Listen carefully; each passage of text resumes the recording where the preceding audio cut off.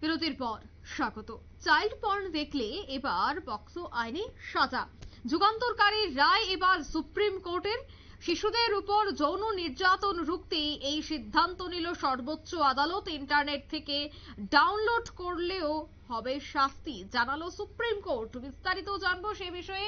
Telephone লাইনে যুক্ত হয়ে গেছে নিউজ ভ্যানগার্ড প্রতিনিধি শতাব্দী দেবনাথ। শতাব্দী, ঠিক কি রায় রয়েছে, কি জানতে পারছো?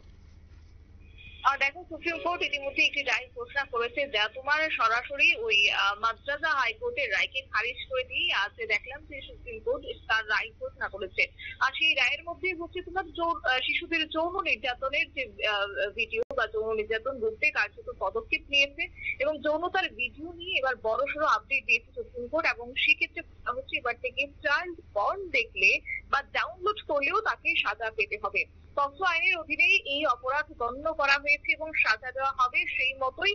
এবং পাশাপাশি মাদ্রাজা হাইকোর্টের রায় দিয়েছিল যে সেক্ষেত্রে বলা হয়েছে যে যৌন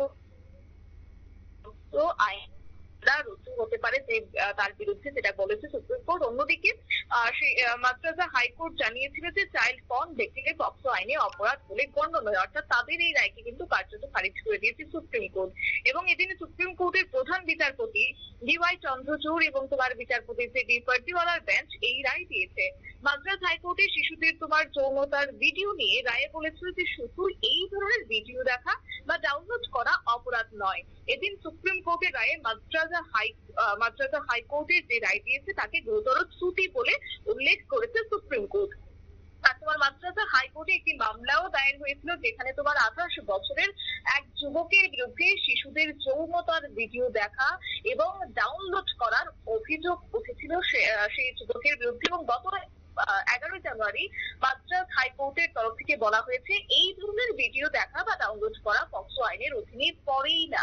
এদিন শীর্ষ আদালতে যেটা বলেছে, শীর্ষ আদালতের তরফে মাদ্রাজা হাইকোর্টের রায়কে একেবারেই খারিজ করে দিয়েছে এবং সুপ্রিম কোর্টের তরফে পর্যবেক্ষণে বলা হয়েছে যে বর্তমান সময়ে পর্নোগ্রাফি দেখার মতো ভয়ঙ্কর সমস্যা নিয়ে লড়ছে শিশুরা। সমাজকে এতটাই কুৎসা রটানো হচ্ছে, সমাজ এতটা পরিণত হতে হবে যাতে করে শাস্তি দেওয়া হয় আগামী দিনে অভিযুক্তদের এবং শাস্তির বদলে শিক্ষাও দেওয়া হয় যাতে করে। এবং এদিনের এই রায়ে শীর্ষ আদালতের তরফ থেকে জানানো হয়েছে যে শিশুদের যৌনতার ভিডিও প্রকাশিত করা এবং শেয়ার করা অপরাধ এবং এই ধরনের ভিডিও তৈরি করা, ডাউনলোড করা শাস্তিযোগ্য অপরাধ, কঠোর শাস্তি পেতে হবে তাকে। একই সঙ্গে সুপ্রিম কোর্টের তরফে আরো একটা বিষয় বলে দেওয়া হয়েছে যে চাইল্ড পর্নোগ্রাফি শব্দটিকে এবার বদলে ফেলতে হবে। তা সেক্ষেত্রে বদলে ফেলে কি আনতে হবে? Child sexually abusive and exploitative material করার জন্য কেন্দ্রীয় সরকারকে সংশোধনী আনতেও নির্দেশ দিয়েছে সুপ্রিম কোর্ট। পরবর্তী ক্ষেত্রেও জানানো হয়েছে যাতে করে চাইল্ড পর্নোগ্রাফি শব্দটি যেন আর ব্যবহার না করা হয় নিশ্চিত করতে শীর্ষ আদালত করে দিয়েছে।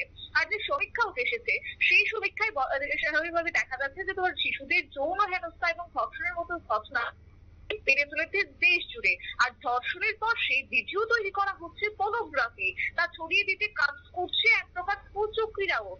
সেই বিষয়টিকে সেই কুকর্মের রোধ করতে এবার শিশুদের সুরক্ষিত রাখতে এমন চিন্তা ভাবনা করছে ভারত সরকার।